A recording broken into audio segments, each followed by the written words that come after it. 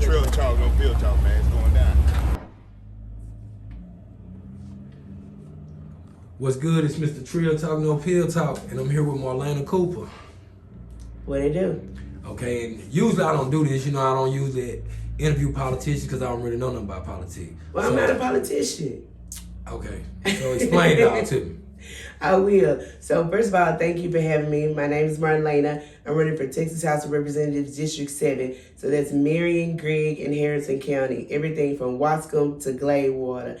And I do appreciate you having me. You did say you don't talk to politicians, but that's not what I am. I'm a caretaker for my parents. I'm a construction management person. I own a construction management company. I'm your cousin. But I'm from Jefferson, you know what I mean? Like, I'm a sister, a cousin, a friend. I don't consider myself a politician because I don't do a lot of politicking. Mm-hmm. I try to hit it straight from, the good, and we move on from there. Mm-hmm. So, first off, explain how you got into politics. Well, how you got into what they do. Okay, I tell you. Okay, so it's really a God thing, in all honesty. The first time I spoke on the State House floor, I was 16 years old, a state 4-H officer, and we were talking about the border at that point. And so it was at that moment I knew, like, okay, you got something, you know what I mean? You need to work with that. And I've always sang and kind of been, out and about. So I knew that I could capture a crowd. I knew I could entertain, but it was more so, can I gain their trust? You know what I mean? Can I reach the people? Can I reach their heart? And so I've been a teacher in a Title I school, and I've worked with, different groups of people, diverse groups of people while I've been in construction. And I found that I was always able to really kind of lead people and gather people and put them together and move towards a good common goal. So when I moved back to East Texas from Houston, I saw had nothing changed. I took care of my grandmother, and upon my grandmother passing away, my mom got diagnosed with congestive heart failure. And, in Jefferson, we don't have a full-time doctor. We don't have a full-time clinic. We don't have a pharmacy. We don't even have a hospital. So when you get in terms of a heart condition, you got 10 minutes to act, make a move, or you in trouble. Mm-hmm. So for me, that was dangerous. And when I started calling and trying to figure out what to do, nobody would return my calls. Nobody would answer me. Then I said, okay, well, let me look for some people that look like me or that are like me or from here that are supposed to be representing us. And we weren't getting any response. So it was at that moment I said, okay, well, if they won't do it, I'm going to do it. So that's what kind of sparked me to do this. I know a lot of people think, I'm doing this, making this run for something else, but I'm not. We making this run because this was intentional. This is what I always planned to do, was run for the state house. You know what I mean? And it's important that we understand on the local side, what that means to us to have somebody who is from the area to represent the area. So in terms of getting into this field, it was just kind of kismet. It was just going to happen anyway because I knew I had to do something to move people forward. If I ain't mistaken, you was like class president or something, like you was running for some of that stuff. Yeah, I did run for class president. I was a class officer back in the day. But, it's in me. My mom has always been in a leadership position. She was a 4-H agent. Yep. And she actually brought the hot tax to Jefferson. And, Jefferson is all about tourism. Well, the hot tax that she helped fund is what funds the tourism business in Jefferson. And she also was the foresight in creating JETCO, which is Jefferson Economic Development Organization. Mm-hmm. And then, of course, my dad worked for the hospital for years, worked for the ambulance, and he's the post command at the VFW. So leadership was there. I just had to pick up on it, and make it work and run like Killer Mike. So what's the so when we talk about the House seat, explain what it means to be the House seat? What your job will be doing? Yeah, so when you think about your House rep has a district. So our district, of course, is comprised of Jefferson, Longview, and Marshall, which are the largest cities. And then there's Hallsville and everything in between, Wascom, Gladewater. But what your House representative does is help you bring funding to your district, help bring jobs and economic opportunity to your district, help bring resources to your district from the state. So when you're not getting funding from the state, it's because your representative is not doing what they're supposed to do. Okay. And so, think about it. Right now, we have certain areas of our district that are just forgotten about. You know what I mean? Because he don't care. He don't go to Jefferson. You know what I mean? He don't know what's going on in Jefferson. He ain't from there. And he ain't from there. You know what I mean? So you got to have a heart connection when you're trying to think about who's going to be representing you in the State House. Okay, so the voting starts when? October 21st is early voting. October 21st to November 1st, and then November 5th is the big date. Yeah. So how's it looking so far? We're looking real good. You know what I mean? This is the first time that we've had a Democrat to run in over 30 years. And this is the first time we've ever had a black person or a woman to run for this seat. So we're looking good. People are excited that there's a second option. And not only that, people are excited to see somebody that looks like them and sounds like them. You know what I mean? Yeah, and that they know. That's just what's important. I always try to tell people there's a difference between the top of the ballot, which is the presidential election, and then the down ballot. And so I like to tell people the down ballot is what really means a lot to you. Not that the presidential doesn't, but a bunch of the problems that we have could be fixed right there in Austin. You ain't got to go to D.C. to fix that. You can go right to Austin. But the thing is, we ain't have nobody to fight for us. So on the down ballot, that's everything that's statewide. That's your state senator, your state House of Representatives, your judges, your county judges, your mayor, your city council, your school board. All those things are on the down ballot. And those are the things that affect you every day. And you want to be able to reach out to them people and touch them people and talk to them. If you got an issue in your city and you're not getting nowhere with the mayor, the city council, you ought to be able to call your state rep and say, what is going on? Why is there no development on the south side? Why don't we have any other industries coming into our area? Why hasn't the water system in Jefferson been upgraded since 1958? You know what I mean? Why don't we have no rural hospitals? Why can't you have a baby in Marshall? All those things are questions that your state rep could be taking care of. It's just like the water bills in Jefferson. Absolutely. They charging you for sewage, but they don't pick up no trash. You got to pay a trash man to come out. Absolutely. All that kind of stuff. And they charging you for sewage and drainage, and you're not getting it. Yeah, You're not getting it. And so because the piping system is not even up to date for it to be able to capture that. Yeah. You know what I mean? So you got to think about the health and wealth of those people. But you got somebody that's living on the north side of Longview feeling good, and nothing wrong with the north side of Longview. We love it. You know what I mean? But you know there's a difference in affluence, right? Yeah. So you want somebody who, it doesn't matter if you live on the north side, you understand the issues of the south side and you still taking care of them. So that's what we want to talk about and we want to address. You need to be, what I want to do is be a state rep for the whole district, not just for a portion. Okay, so you were saying something earlier about Jefferson just being added to that. Yeah. Like, how did that work? How do all that? So what happened was, essentially 30 years ago, this was a Democrat-led area, right? And then the powers that be decided something different. And so there was a kind of Republican influx. So this District 7 didn't include Jefferson before, but Jefferson Marion County was written in because they assumed that a rural area in that section would be more red because they had typically been voting, like it was fixed, more, like red. Yeah, definitely. You know, the lines are gerrymandered. That's where that word comes from. Is they gerrymander those lines to make sure that they can fix those elections to be the way they wanted them to. And they thought they had it until a girl from Jefferson came home to run. So that's why I say it's all kind of God aligned, because nobody ever knew that they would have somebody from Jefferson to run when they put the district in. They never planned on that. You know what I mean? Yeah. So here we go, full circle.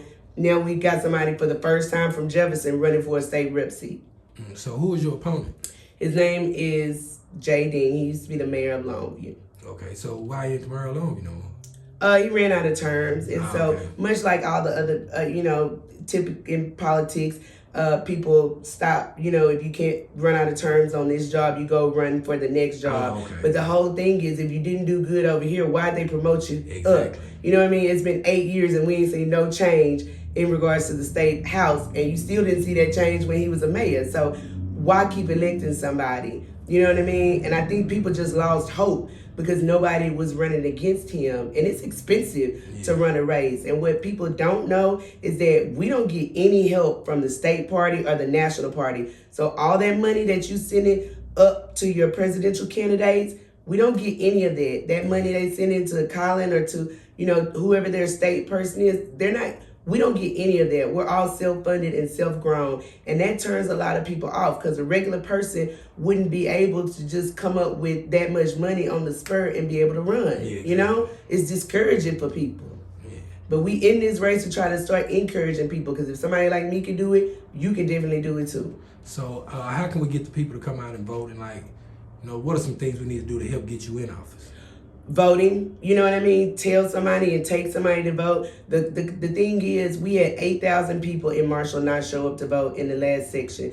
We had 11,000 people in Longview not show up to vote. We had 700 people in Marion County that just didn't show up to vote. That's half the time. Boom, right there. If I could get 50% of them people just to go to the polls, we in that thing. You know what I mean? But people got to realize your voice is your vote, and your vote does count. And when people tell you your vote doesn't matter or it doesn't count, they doing that to suppress you, to keep you from actually doing it. It doesn't matter if they feel that way. You know you matter. Yeah. So then what come out your mouth matter, right? So then you go on and go vote. It's just important for us to understand what's on the ballot. Texas right now is one of the only states that has not accepted expanded Medicaid. And when we talk about expanded Medicaid, we talk about money that is coming into the state. $6 billion we give up every year, and we send it to California, Arkansas, North Carolina, all these other Texas people, and we not spending the money. The federal government is giving it to us, and we reject it. Now you got 17 million Texans that don't have insurance. Your governor got great insurance, but he don't care about you having none because he rejected it. You know what I'm saying? He won't even put it on the ballot. It would cost us $100 million versus the $6 billion that we giving away. I mean, it just don't add up. The math, it just don't math. You know what I mean? By no means. And what we get with expanded Medicaid is we get rural hospitals. We get access to medical. We can reopen the OBGYN, the maternity ward in Marshall. We can force Christians to start acting and participating with the people that they should be servicing. You know what I mean? It makes no sense. We got UT Tyler right over here, a teaching hospital, and we're not bringing none of that talent back down to Marshall, Jefferson, Smithland, Lodi, Harlton. You know what I mean? It's just like those places are forgotten. And the thing is, again, expanding Medicaid, when we talking about us, we talking about young people, we talking about moms that only get insurance for 1 year. And with the high mortality rate in African American women, and they being forced to have C-sections, they dying at a rapid rate. I cannot tell you, women having babies in Texas are dying like in third world countries. Because we not doing nothing about it. We're not giving them no health care. We're not giving them access to health care. And let us remember, the Supreme Court just upheld a ruling for the state of Texas to basically say, if you losing your baby, if you have a non-viable pregnancy and you go to the hospital, they basically gonna let you bleed out and die. Because the doctors are too scared. They don't know, they don't want to lose their license, and they don't know how to work within the confines of the rules that the governor has put in place. You know what I mean? So how you help me is help yourself. You know what I mean? Get out there and vote. Go to the poll. Take somebody with you. Cast your vote, because that's the only way we can get somebody in office that's going to care enough about you to try to make some change. You know what I mean? And then I think about school vouchers. The thing is, right now, again, that same governor, y'all better get into it with that governor, because I'm telling you, he is a dictator. You worried about that other person when you should be worried about, again, what's going right here in Austin. And that's another way that is designed to confuse you. They get you wrapped up in this election over here and what's going on at the border. If you think about it, we bordered by Louisiana, Arkansas, and Oklahoma, and you ain't had no problems getting in over there. So you got to think about those kind of things. And with vouchers, right now we got $21 billion in a rainy day fund. We got $25 billion in a surplus that he won't give us, knowing our schools don't have no money. And if you look at Longview, we just passed a huge bond referendum. But what's going to happen in 3 years when y'all get the buildings up? How you going to keep the lights on? How you going to put the students in there and take care of them? How you going to pay the teachers? With what money? If he doing that, you know what I mean? Giving it to us. There you go. It would take $9 billion to fund the schools. He got $25 billion and won't give it to us. $21 billion and won't give it to us. And telling us he won't give it to us. Like we children. Yeah. So it's like you hurting the children, then you spanking the adults. Yeah, it's cold-blooded. We got to get, look, we got to do something about it. And it won't change until we do something. It's enough of us. It's more registered Democrats in all 3 of those counties than it ever will be Republicans. But we got to take a stand. We got to start standing on business. If we stand on business, everybody else will follow. You know what I mean? You remember when we had leaders? Yeah. Where they at? All of them, they gone. Where they at? Died off and nobody filled their shoes. Nobody filled their shoes, and you know why? They didn't let nobody. They didn't train nobody up because they didn't want nobody to replace them. Yeah. But it's like this time out for that. It's a new generation, and we moving in a new direction. Need to bridge the gap. Man, come on. People and older people. Come on, we got to do it. We got to do it because if not, we're going to be left in this situation. And in all honesty, people are looking for hope. People want somebody to believe in. That's why they're dealing with, the ex-president. Because they want somebody to believe in. You know what I mean? They not believing in themselves, so they want to put their hopes on something else. You got to build your hopes on things eternal. You know what I mean? And that's making sure you got access to medical care. That's making sure your kids are educated properly. And that's making sure you got some broadband services, which is a whole nother thing. You know what I mean? Joe Biden passed $18 billion infrastructure grant. And the only thing our representative thought to do was take the money over to Eastman. This chemical plant in Marshall, I used to work at. Come on. Yeah. Not only that, that's infrastructure money. That means that all those people in those rural areas on the backside of Hallsville, 968, down in Lodi, in Smithland, up on the lake, they should have free broadband. How we in a city like Longview and you got to look for the internet? That's crazy. Yeah, that is crazy. You sure can't get no internet out there. Like, you get an internet service, you're going to be paying a bill, and they don't be going to get no service. Come on. And that's not right. And you should have somebody you can call and say, what are you doing? Yeah. But instead, we just taking it. And it's time out for that. You having any speeches or anything like that? Yeah. We try to make sure we speak everywhere we go. Tonight we'll be in Marshall, at Wiley, at the Panhellenic Council's political debate that they're having. We have a watch party for the Cowboys versus the Lions. Them boys on Sunday. You know, I don't like the Cowboys. I know, but we got to do that. To do that. Yeah, so we having a watch party at the Methvin in Longview from 1 to 8. Come on out. You know, everywhere we go, we're speaking at the Marion County Hospital on the 19th. So we got things happening everywhere. You know what I mean? You said the black what was the black vote van? Yeah, and that's so important. The Black Vote Matters van is actually here today at the corner of Birdsong and Marbley, but they'll be back on the 22nd in South Longview. Look for them. Their final stop will be at Galilee. And I'll give you the tour information, but Black Vote Matters has even come down here because it's so important for us to get out and get our voices heard. Women's rights are on the ballot, and this is for men too. If you love your mama and your sister, if you got baby mama, you got wife, whoever it is, take care of them. Yeah. You know, the least you can do is go out and vote to make sure they have a right to speak for themselves. Like, the government don't have no place in your bedroom.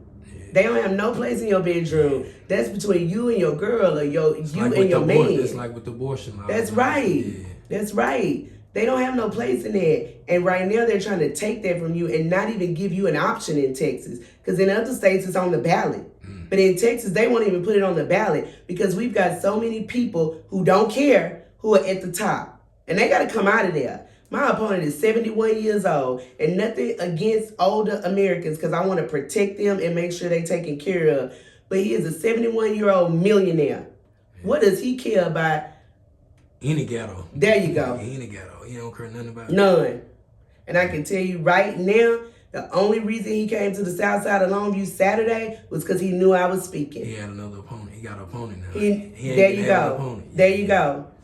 And I'm telling y'all, they running scared. He's sending out letters. He doing all kinds of stuff now because we moving. And when we activate, baby, you can't do nothing. You can't do nothing to stop us. So that's why I tell you, we're not only moving forward, we moving the needle. The Texas Tribune has called us a race to watch. You know, even from the National Democratic Party, we're now being considered one of the flippable seats when in the beginning they said we were only 6%.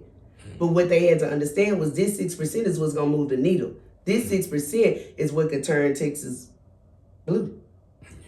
You know? But in the meantime, we got to work on turning East Texas true. So I tell people, even if you feel like you're a Republican or your views align with them, vote your party at the top if you have to, but you vote your family on the down ballot. Because we all got cousins, nephews, and nieces that are going to struggle and be in trouble if we don't do something. And we got children that are going to struggle. And we all love public schools. Who not at the football field on Friday night? Yeah. But what happened when the lights go out because we can't pay the bill?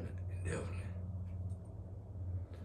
So well, that's about wraps it up, man, with Trill Talk No Pill Talk and Marlena Cooper. We gonna try to make sure we get everybody out the vote.